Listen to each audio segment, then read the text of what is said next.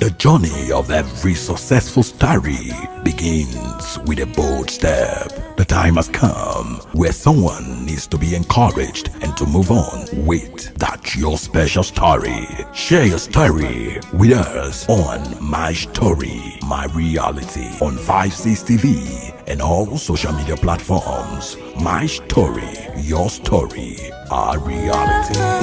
This is my story. Have you ever wondered what the world would be without events? There is no event without a story. The time has come for someone to get inspired with your own story. Welcome to the season premiere of My Story, My Reality. I am Pearl, and I have someone who you would love to meet. But before I let the cat out of the bag, we'll take a short break. My Story, your story, our reality. This is my story. Welcome back to the show. I'm Pearl, your host. I would like to introduce to you a blogger, a social media influencer, in the person of Mr. Ifeanyi C.Y. Njoko. You're welcome to the show, sir. Thank you, and nice to have me in your show. My name is Ifeanyi C.Y. Njoko.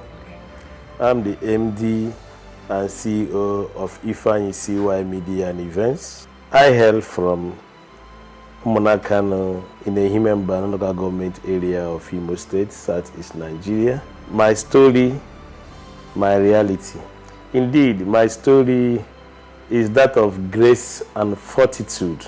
In the 1980s, when I was born like every other Nigerian youth. With the grace of God and the good parenting, I happened to be enrolled into community secondary school, Umugolo. Thereafter, I proceed to comprehensive secondary school, Umeleke, where I did my JSS 1, JSS 2, and JSS 3. And from there, I proceed to Fatima Secondary School, otherwise called Unsutek, where I did my SS1, SS2, SS3. My Story, your story, our reality. This is my story. Wow, from school monitor to sanitary prefect, school regulator, to a point I get to be the senior prefect of my school then, secondary school then. Yes. But while taking JAMB and work, it was an unfortunate incident occurred. That was an accident that occurred in 1999-2000 at Fatima Secondary School. Was it a car accident? Yeah, there was a car accident where school, it was a boarding school. So, and as a senior prefect, we are trying to ensure that students are being coordinated, but along the line, a heavy-duty vehicle failed brake and ran into the school compound. And unfortunately, myself and two other of my colleague students were victims of that unfortunate accident. And that accident, at the peak where we are preparing writing JAMB and WAEC, and that accident was very, very unfortunate. It was it was a ghastly accident. So sorry. But then three of us, we rushed to the hospital, and unfortunately, that accident led to the amputation of my right leg from the ankle joint. But by the grace of God, after being in the hospital for a period of 4-6 months, I overcome and enrolled into the university at Abia State University, where I studied biochemistry, starting with the first wheelchair, we moved to clutches in the two hands, and later I get a limb prosthesis, that is what we call artificial leg. And we move on from there. Life wasn't easy, it was so challenging. Things were going through pains, going through difficulties. Life was so excruciating. But I am determined to succeed in life. I have a vision, I have a mission, I have a goal, I have a dream I have to pursue. That is how I managed, with the help of my parents. My dad, of blessed memory, is a great man. He did everything humanly possible to support me with my mom. And God see me through until I finished that at university, graduating as a graduate of biochemistry, Abia State University. Today, thereafter, I first life in East Essence. So That is the first chapter of my story, and this is the reality we are going to enter. Thank you so much. My story, your story, our reality. This is my story. By the time you were having the challenges of your leg being amputated, I think there should have been a time when you may have been depressed at some point, because you have to be in school with some other students that were okay, so to say. So how were you able to face those challenges? How were you able to manage the depression? That is, if you were even depressed at the time. To be very, very honest with you, the reality of my story was so excruciating. It was so painful. Imagine going to school with clutches. You wake up in the morning, like what you see today as disability, physical disability. You wake up in the morning to go rush to go get water to take your shower, to hustle to get dressed up, Yes. to move from where you are living or hosted to get to lecture hall, to move from one lecture hall to the other. It was so difficult. Yes. You'll be moving around, people will be saying sorry, sympathizing, sympathy. It was emotionally drained, Yes. psychologically disturbed. So, but once you have determined in life to achieve something and you are focused about achieving it, Yes. every other obstacle becomes a stepping stone for your greatness. Every other obstacle becomes a stepping stone for your success. How are you combining, you studied biochemistry in school, and then you are a blogger and a social media influencer. So what about the biochemistry you studied in school? You're not practicing? While in the university, there are what we call dreams and vision. Yes. There are, I developed that creative abilities, and I'm a great thinker. I read a lot. Yes. I listen to people. I listen to a lot of stories. I'm a researcher. Okay. So on the process of doing that, my best companion were reading anything readable. Okay. So I developed love for reading magazines, journals, and newspapers. So while doing that, then I started developing interest on writing. So when I read, I comprehend, I try to put them into writing. Yes. Even as a science student, before you know, I joined this University Campus Press Club. Okay. So I started Campus Press Club. I become their political correspondent in the Campus Press Club. Okay. So in Amsterdam. So we write a lot of stories and publish in the board, in the student journals and the notice board. The fellow students will go and read. So any issue that happened in school, they'll call their attention. So that was what I was doing until then I joined into student, because that made me to be popular in school then. Yes. And then thereabout I joined student politics then, even as a physically disabled. Yeah. I went to the SROC, Student Representative Council, thereabout. That was in my second year. In the third year, I contested for Director of Health of the Student Union Government in APSO. So it was surprising to people, this guy that with ability is doing things that ordinary people who are physically strong couldn't be able to do. So the motivation, I keep on being inspired, being motivated. Coming down home from school, I've joined political players in my community and the local government areas. So it becomes easier for me to be able to, those things I practiced in school, I was doing this outside. So when immediately I'm done in school, Yes. I return to my village, from the village to the city of Owerri, which is a different story that will inspire hope to those who need to get inspired through hard work, through perseverance. So that was a different story that might come up in this series also. Then that is how I developed interest in reading and writing until most of my friends who I happened to encounter along the line, Port of Africa, he then told me, you are good in what you are doing, you are talented in this area, you are very, very wonderful. Why don't you own a blog? You are very, very popular, you are very, very influential, people know you, people regard you, when you talk, people listen. Why don't you own a blog? Most of the things you write on your social media handles, you have a lot of followership on your social media, people read you a lot, And the young guy, he told me, own a blog. I will help you to develop a website. I'm good in that. So being creative enough, I have to listen to him and have a second thought about it. Before discuss about it, I open a blog, If I See Why blog. I started building up a lot of followership, both from the students, the youth, the lower class, the upper class, the academia, the business class, the politicians. Everybody want to know and want to hear what I'm saying. Okay. Before you know it, other established media organizations, non-media organizations, conventional media organizations across the southeast, two of them in Lagos, down there, and they had to be able to, other bloggers, big bloggers who already are my role model. Most of them started copying content from me and publishing on their platform. Okay. It gives me joy when I see some of my content appearing in Linda EKG then, who is leading Nigeria then #1. When I see my content appear in Instablog, another BB platform, recognized national newspapers like The Punch, The Sun, these days, most of them take content from what I publish and publish in the recognized. So while doing that, by the grace of God, things keep on going well. Starting doing a lot of engagement and partnership and relationship that are very, very positive and engaging and impactful as well. Right. So that's where we are. Right, thank you very much, sir.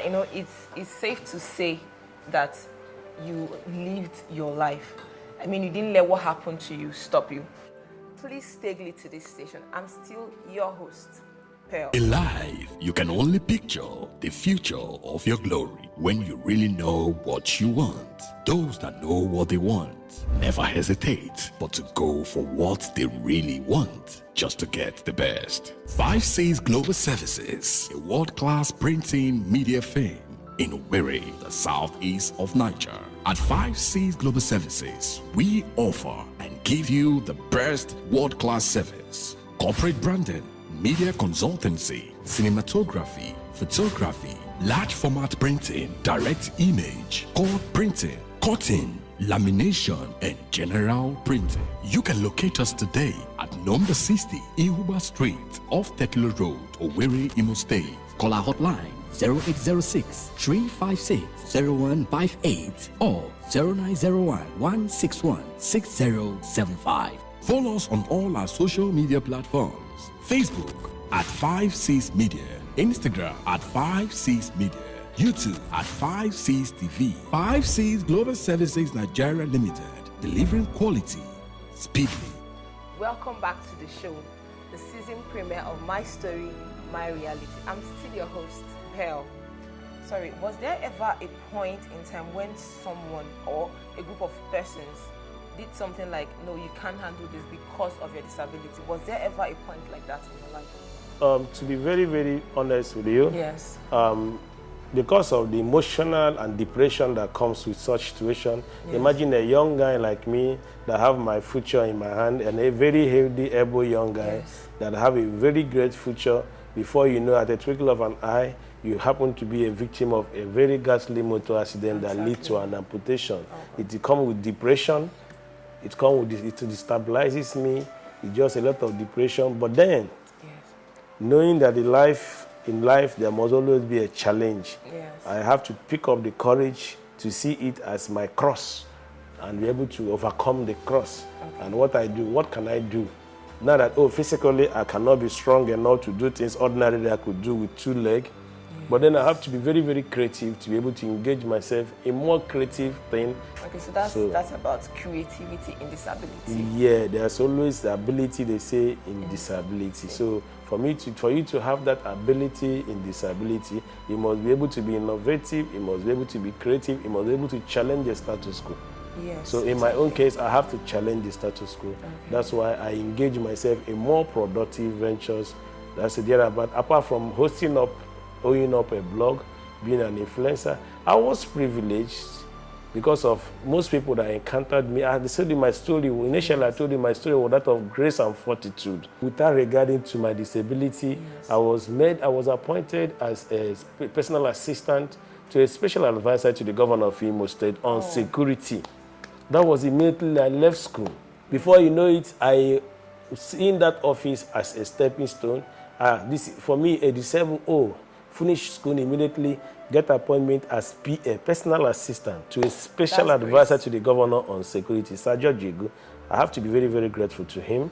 And then move up on there. In the office, he just wants to engage me because he feels that I have something Yes, upstairs, I have value to upstairs. add. Yes, exactly. Adding value is very, very important in whatever you do. So before you know it, in his office, while sitting in his office, assisting to do his office work, I developed a blueprint on how to engage the youth of Imo. Yes. I have to be able to develop a blueprint and design a youth program called Imo Youth Vanguard. So that Imo Youth Vanguard helped me to be able to rally around all youths, especially graduate youth from the 27 local government areas in Imo. Yes. From 305 wards in Imo, I bring them together, we form a synergy to form Imo Youth Vanguard. We'll be able to sensitize the people, to mobilize the people, to conscientize the people about government and policies, health and environment and other factors. Before you know, the government of the day keyed into what we are doing. The governor of Imo State then, Governor Ike Hakim, saw what we are doing and loved what we are doing. The government carried me and the youth along. So you see, that thing then opened up a very good horizon for me. Yes. So that the government of the day give acceptance to a group I formed. To a group I was its founder and its state coordinator, the founder, the initiator, and the state coordinator. The government of Ike Hakim then find us worthy to participate in government activities, haven't given us that opportunity alone. To me, it's more than gold. I might not have made money, but that thing it was a first lift in my life. So people have confidence and trust in me because I find it difficult. I said I can't betray trust. I find it difficult to betray trust. I can't even imagine betraying trust. Being sincere and honest in relationship and dealing with people is my watchword. God has been so kind and so merciful. He blessed me with a beautiful wife. He blessed me with a very pretty daughter. So I say this is the time to give back to society. I then come up with a program I called Medical Evangelism. Okay. My story, your story, our reality. This is my story. What would be your advice? There are lots of people with disabilities out there, and they're either begging or they are dependent, solely dependent on someone else. So what would be your advice to them? What would you be telling them? What would be your advice to them instead of roaming the streets begging or scheming on how to scam people off their own hard-earned money? What would you be telling them? My advice, going to what you asked me, to my fellow youths, is for them to, whatever situation you see yourself, is not an end to life. You'll be able to work hard, be able to work not only hard, you have to work smart. You work hard, you work smart, and you pray for grace. It's very, very important. And any deal, any business you are doing, people, trust being honest and being sincere in it. So don't find a way to rip off someone else, and work hard and pray to God. Everything will be fine. Okay, thank you so much for your time. Thank you. So there you have it. Work hard, not just working hard, work smart. While you're working smart, please try to add value to anyone who comes across you. There's no other way you can do life apart from being someone who's relevant in the society. Thank you very much once more, Mr. Ifani, for your time. Thank you so much for hosting us. Right, so you want to say something else? I equally want to thank the crew, My Story, The Reality. My Reality. So it was a wonderful coming to have me as a guest in your series. I appreciate that kind gesture. So that brings us to the end of this show, My Story, My Reality, season premiere. I'm still your host, Pearl. See you same time, same station next week. The journey of every successful story begins with a bold step. The time has come where someone needs to be encouraged and to move on with that your special story. Share your story with us on My Story, My Reality on 56 TV and all social media platforms. My Story, your story, our reality. This is my story.